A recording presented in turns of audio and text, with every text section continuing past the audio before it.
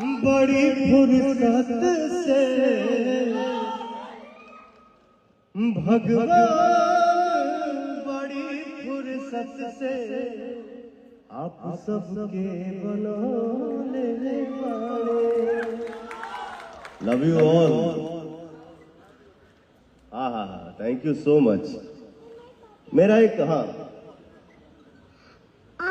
जो लोग कहते हैं कि आप मुझे में ज्यादा स्मार्ट लगते हो, तो मैं कहना चाहता हूँ कि आप चाहे आप बिना मूंछ के हो या चाहे आप मूंछ के साथ रहो, आप हमेशा हमारे दिल में रहेंगे और स्मार्ट रहेंगे।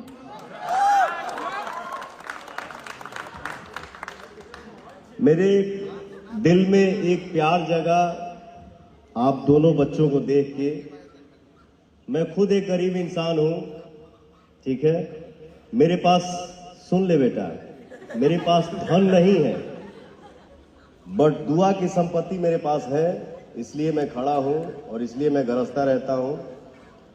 तो मैं अगर प्यार से आपको कुछ अपने तरफ से प्यार दर्शाऊं या दिखाऊं या अपना भाव अगर सामने रखूं तो आप लोग माइंड नहीं करेंगे, ठीक है।